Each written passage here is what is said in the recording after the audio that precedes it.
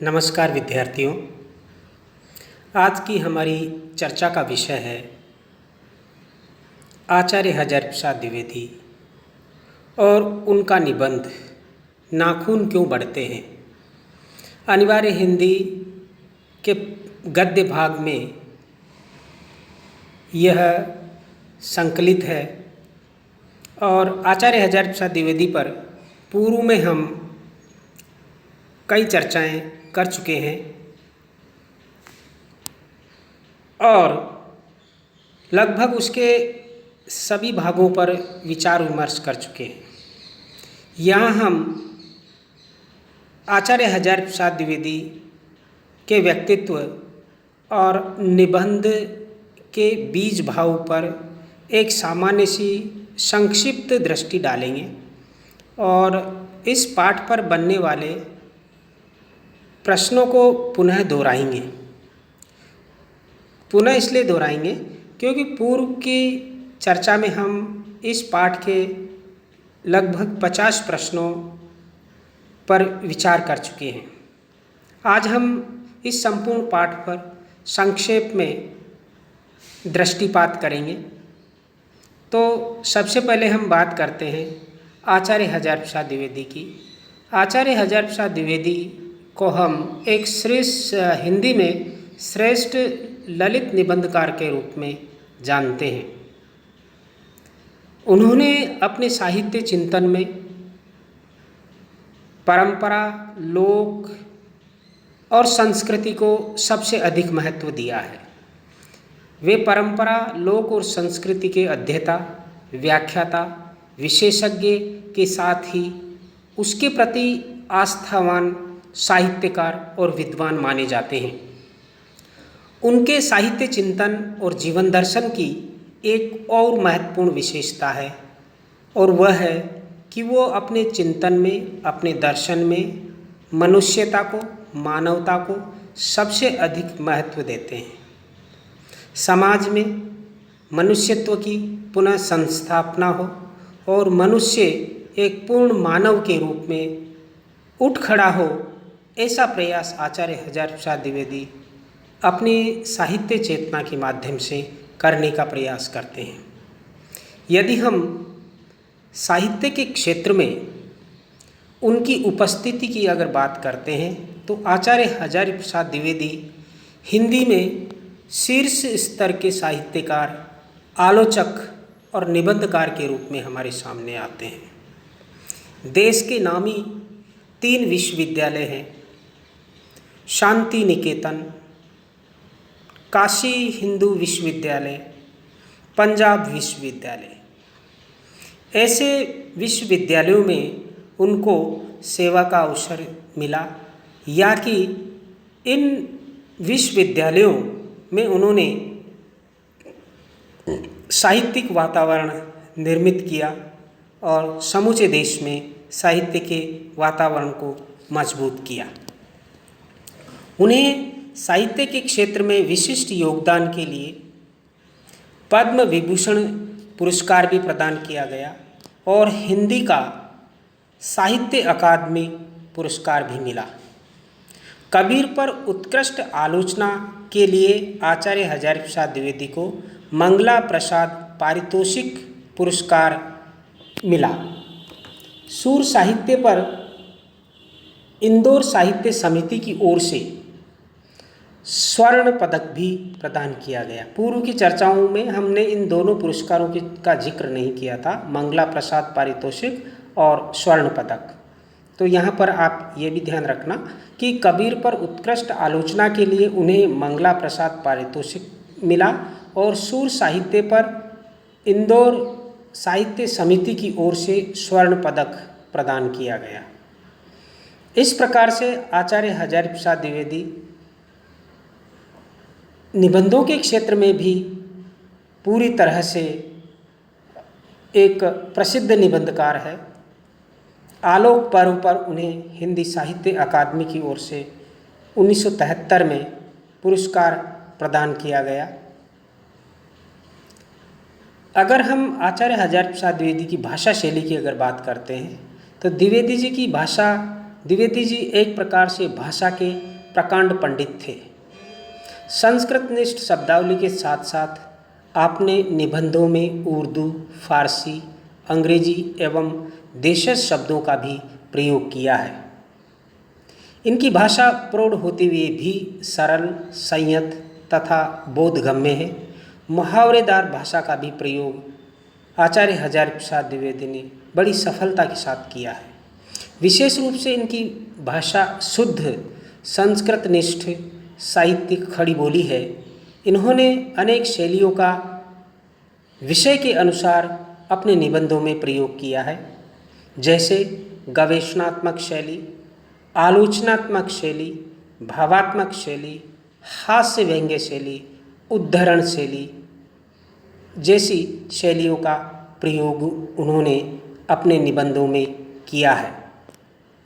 आचार्य हजारी प्रसाद द्विवेदी के बारे में अगर हिंदी निबंध परंपरा के संदर्भ में उन पर विचार करते हैं तो पाते हैं कि आचार्य हजारी प्रसाद द्विवेदी हिंदी के लब्ध प्रतिष्ठित साहित्यकार हैं, जिन्होंने एक ओर अपनी आलोचना दृष्टि से इतिहास दर्शन को बदला, वहीं उपन्यास और निबंध लेखन के क्षेत्र में एक नई परंपरा का श्री गणेश किया।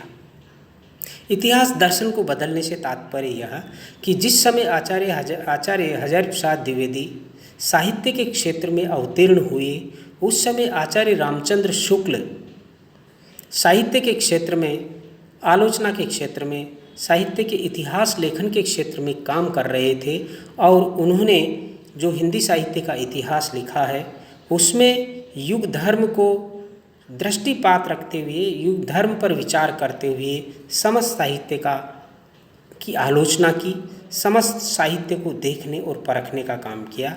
जबकि आचार्य हजारी प्रसाद द्विवेदी ने जब 1938-40 के आसपास आदिकाल पर काम किया, भक्ति काल पर काम किया, तो उन्होंने हमारी परंपराओं का अध्ययन किया, संस्कृति का अध्ययन किया, लोक दृष्टि का अध्ययन किया। तदुपरांत उन्होंने साहित्य का इतिहास, आदिकाल की भूमिका, आदिकाल का उद्भव और विकास जैसे ग्रंथों का निर्माण किया, जो कि आचार्य रामचंद्र शुक्ल की इतिहास दृष्टि को बदल कर रख देते हैं या कि उस दृष्टि की अपूर्णता को पूरा कर देते हैं। इसीलिए कहते हैं कि उन्होंने इतिहास दर्शन को भी बदला। उपन्यास और निबंध के क्षेत्र में एक नई परंपरा का उन्होंने श्री गणेश किया। उनके जो उपन्यास है, चाहे मात्रा की दृष्टि से कम ही है, लेकिन वो अकेले मौलिक और क्लासिक स्तर के उपन्यास है। निबंध के क्षेत्र में तो उन्होंने एक प्रकार से एक नए युग का ही निर्माण किया था। निबंध के क्षेत्र में आचार्य हजारी प्रसाद द्विवेदी का योगदान कई दृष्टियों से विशिष्ट है, जिसका जिक्र अब हम कर रहे हैं। आचार्य हजारी प्रसाद द्विवेदी के निबंधों का जो प्रकार है वह भी आप ध्यान में रखिए कि उन्होंने किस प्रकार के निबंध लिखे हैं। विचारात्मक निबंध, आलोचनात्मक निबंध, गवेषणात्मक, सांस्कृतिक, साहित्यिक, वैयक्तिक आदि कई प्रकार के निबंध उन्होंने लिखे हैं। किंतु उनका सबसे महत्वपूर्ण योगदान ललित निबंध को स्वतंत्र और गंभीर विधा के रूप में स्थापित करने में है। यानी कि उन्होंने एक नई निबंध का एक नया रूप स्थापित किया, जिसे हम ललित निबंध के रूप में जानते हैं, जो बहुत ही सहज और सरल शैली में, मनोरंजक शैली में होता है, लेकिन विचारों का भी उसमें एक संदेश भी उसमें होता है। आचार्य हजारी प्रसाद द्विवेदी के निबंधों की विशेषता की अगर हम बात करें तो उनके निबंधों में पांडित्य और विनोद प्रियता साफ साफ देखी जा सकती है। उनके निबंधों में गंभीरता है तो उसके साथ ही सरसता भी है, यानी कि पाठक को सरसता का आभास होता है या कि सरसता रस का आनंद वो लेता है। प्राचीन और नवीन का समन्वय इनको निबंधों की महत्वपूर्ण विशेषता है, यानी कि प्राचीन जो जीवन दर्शन है और नया जीवन दर्शन है, आधुनिक युग का जीवन दर्शन है, वो उनके साहित्य में देखने को मिलता है। विचार है, पुराने विचार और नवीन विचार एक साथ पूरे समन्वय के साथ, सामंजस्य के साथ उनके निबंधों में दिखाई देते हैं। पूर्वी और पश्चिमी विचारधाराओं का समन्वय भी उनके निबंधों में देखने को मिलता है। लालित्य उनके निबंधों का केंद्रीय तत्व है, ये विशेष रूप से ध्यान रखें आप कि उनके निबंधों का जो केंद्रीय तत्व है वो क्या है, लालित्य है। उनके निबंधों में तत्सम शब्दावली तथा पांडित्यपूर्ण विवेचन और सरसता का अद्भुत सामंजस्य है।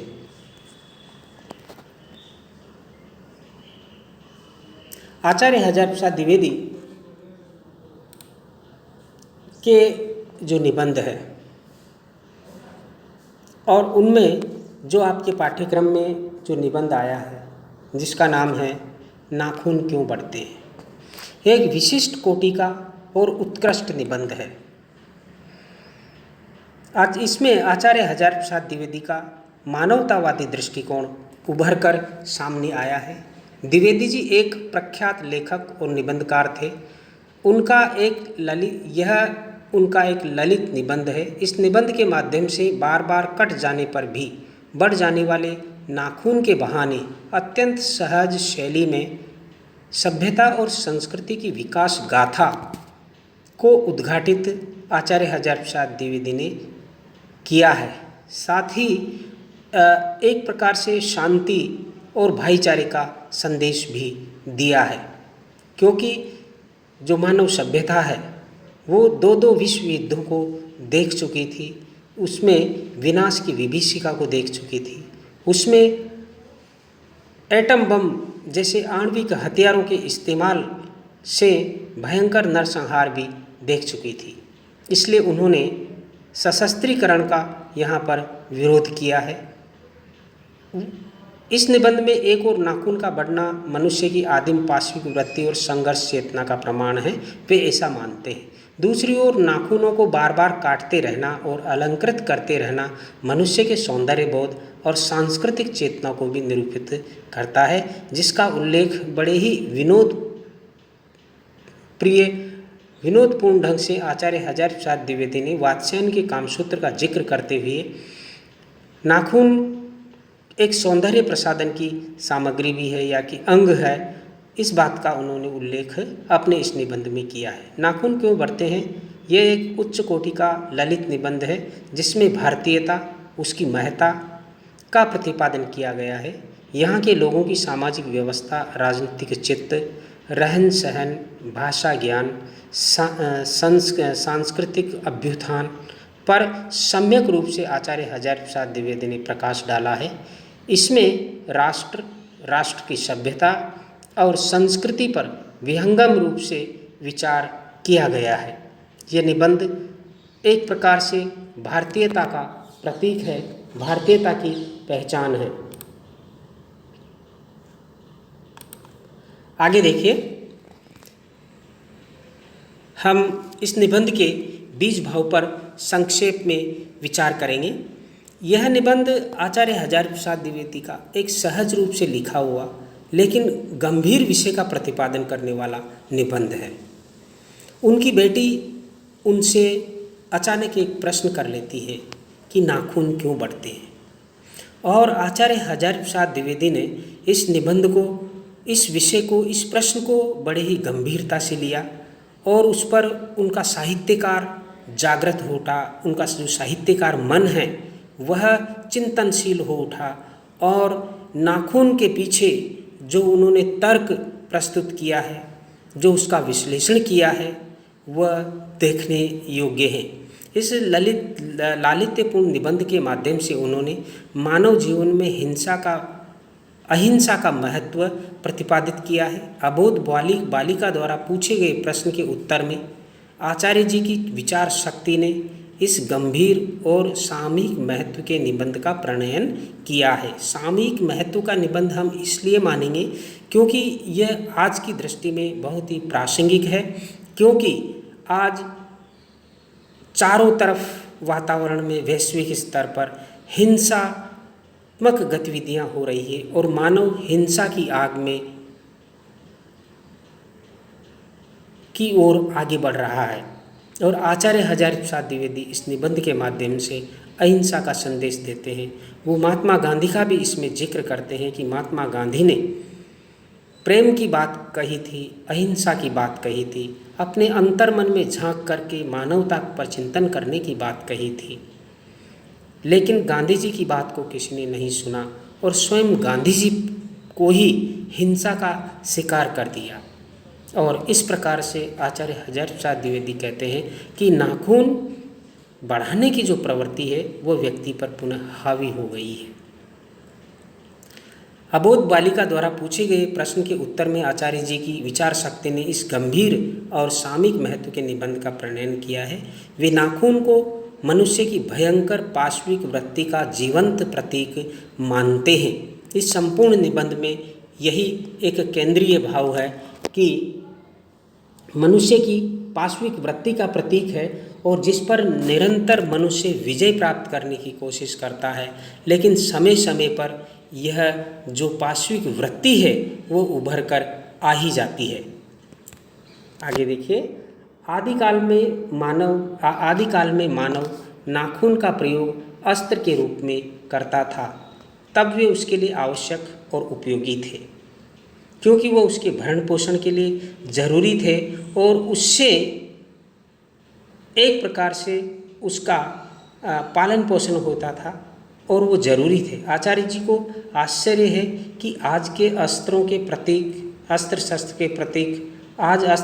के प्रतीक नाखून को तो मनुष्य काट देता है, लेकिन एटम बम जैसे घातक हथियारों को बढ़ावा देकर सशस्त्रीकरण की ओर आगे बढ़ रहा है, जो मनुष्यता नहीं अपितु पशुता है, बर्बरता का प्रतीक है और मानव सभ्यता और संस्कृति के लिए घातक है। आचार्य हजारी प्रसाद द्विवेदी का जोर इसी बात पर है कि मनुष्य नाखून को तो काट रहा है, लेकिन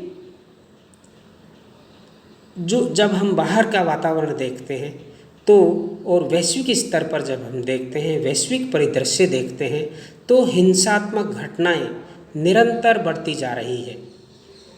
वह नाखून को काट रहा है, इसका अर्थ यह है कि वह अहिंसा की ओर बढ़ रहा है, लेकिन वस्तुतः ऐसा नहीं है।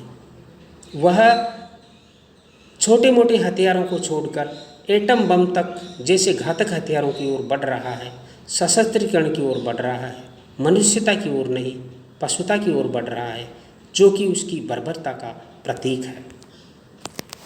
उन्होंने निबंध में इस विचारणीय प्रश्न को उठाया है कि मनुष्य किस ओर बढ़ रहा है, पशुता की ओर या मनुष्यता की ओर, अस्त्र बढ़ाने की ओर या अस्त्र काटने की ओर। फिर वे स्पष्ट करते हैं कि मनुष्य की चरितार्थता प्रेम में है, मैत्री में है, त्याग में है, अपने को सबके मंगल के लिए निःशेष कर देने में है, सशस्त्रीकरण और हिंसा में नहीं है। आचार्य हजारी प्रसाद द्विवेदी इस निबंध का प्रणयन करते हुए, लिखते हुए, आगे बढ़ते हुए एक बात पर जोर देते हैं कि उनके दिमाग में ये प्रश्न आता है कि वास्तव में मनुष्य की जो दिशा है, मनुष्य की जो गति है, वो किस ओर है, उसकी दिशा क्या है, वो किस ओर बढ़ रहा है, वो पशुता की ओर बढ़ रहा है या मनुष्यता की ओर बढ़ रहा है, अस्त्र बढ़ाने की ओर बढ़ रहा है या अस्त्र काटने की ओर बढ़ रहा है या अस्त्रों को सीमित कर रहा है।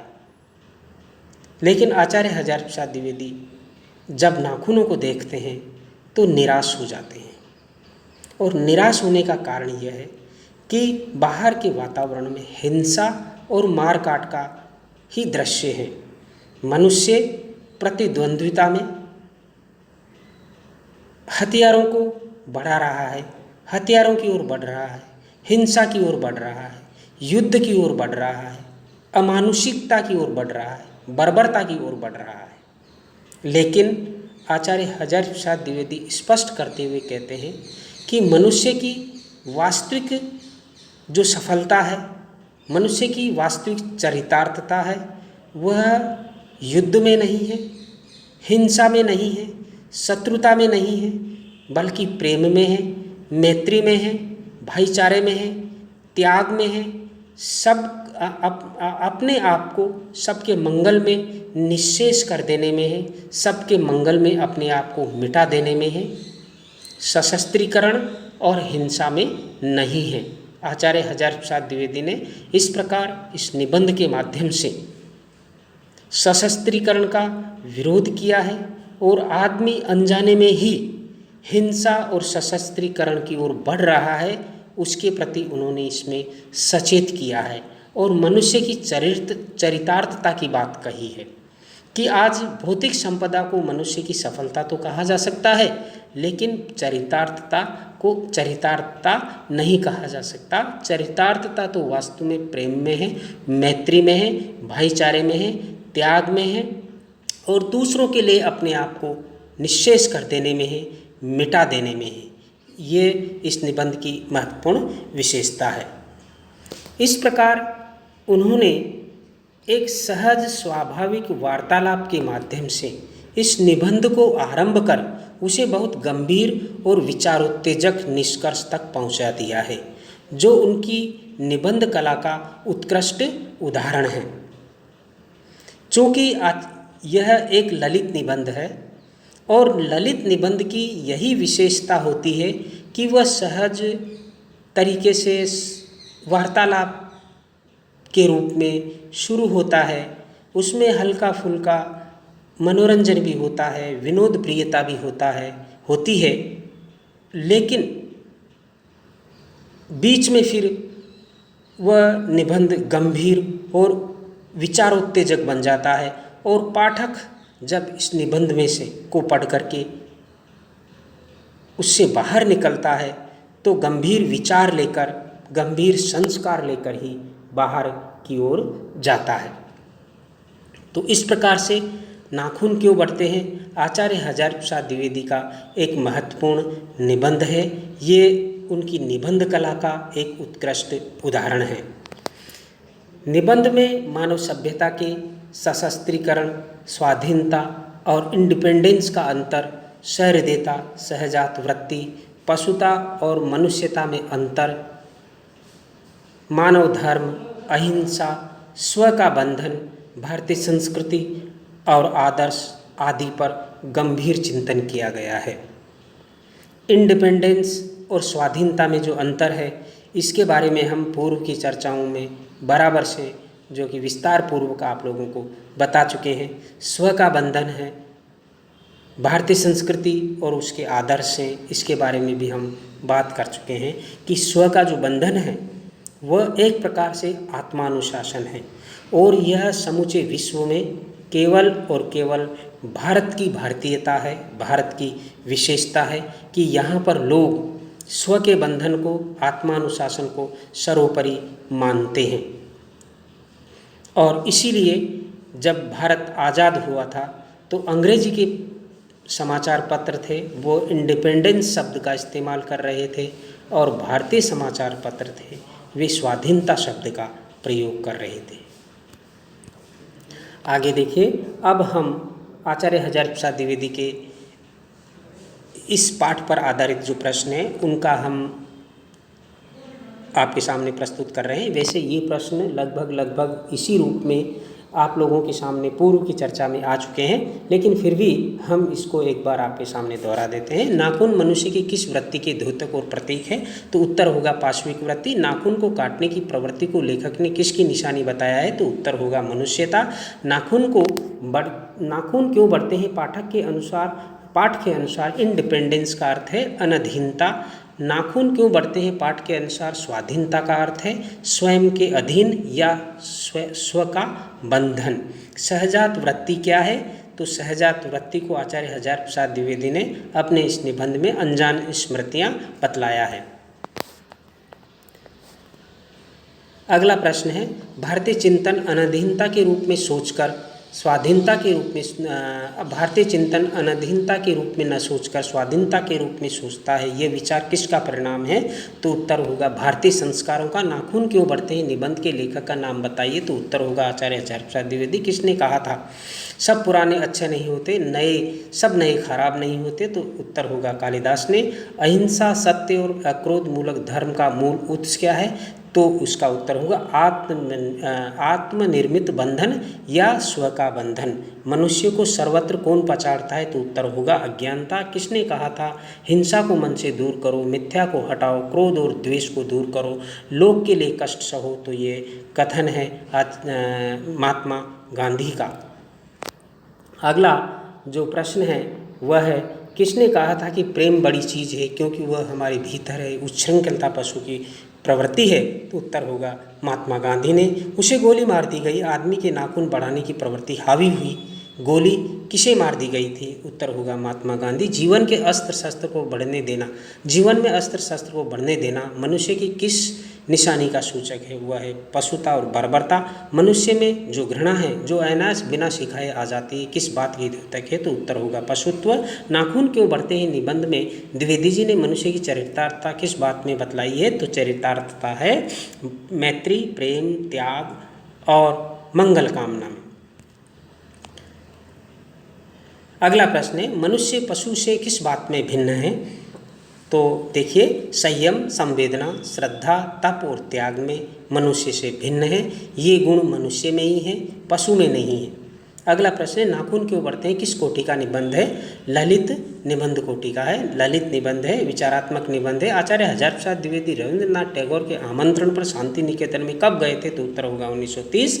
भारत सरकार ने आचार्य हजार प्रसाद द्विवेदी को 1957 में किस उपाधि से अलंकृत किया था? तो उत्तर होगा पद्म भूषण। आचार्य हजार प्रसाद द्विवेदी विशेष रूप से किस प्रकार के निबंधों के लिए प्रसिद्ध थे? तो उत्तर होगा ललित निबंध। आचार्य हजार प्रसाद द्विवेदी के निबंधों की सबसे महत्वपूर्ण विशेषता क्या है? लालित्य। अगला प्रश्न है नाखून क्यों बढ़ते हैं निबंध में किसका महत्व प्रतिपादित किया गया है? तो उत्तर होगा अहिंसा का। आचार्य हजार प्रसाद द्विवेदी रचित उपन्यासों के नाम बताइए। तो उत्तर होगा बाण भट्ट की आत्मकथा, पुनर्नवा, अनामदास का पोथा। आचार्य हजार प्रसाद द्विवेदी रचित निबंध संग्रहों के नाम बताइए। तो उत्तर होगा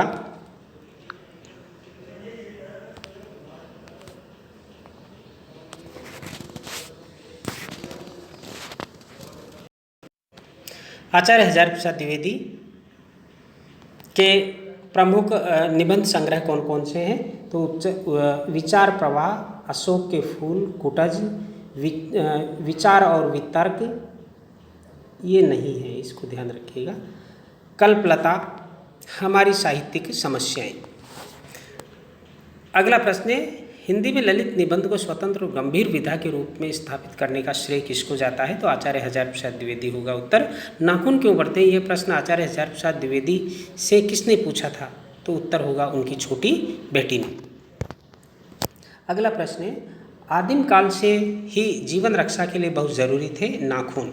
हड्डियों के हथियार में सबसे मजबूत और ऐतिहासिक हथियार कौन सा था? तो उत्तर और किसकी हड्डियों से बना था?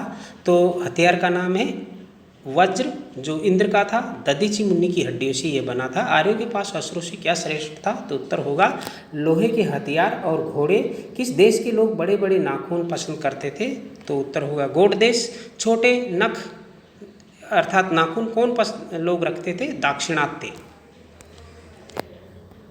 अगला प्रश्न है आचार्य हजार प्रसाद द्विवेदी को साहित्य अकादमी पुरस्कार किस कृति के लिए दिया गया? तो उत्तर होगा आलोक पर्व। प्राचीन मानव का प्रमुख अस्त्र शस्त्र क्या था? तो उत्तर होगा नाखून। नकदर मनुष्य आज किस पर विचार कर रहा है? उत्तर होगा एटम बम। मनुष्य की मनुष्यता यही है कि वह सबके सुख दुख को सहानुभूति के साथ देखता है। ये विचार किसका है? गौतम का। आचार्य हजार प्रसाद द्विवेदी ने निर्लज्ज अपराधी किसे कहा है? उत्तर होगा नाखून को। तो इस प्रकार यहाँ पर ये चर्चा हम खत्म करते हैं। धन्यवाद।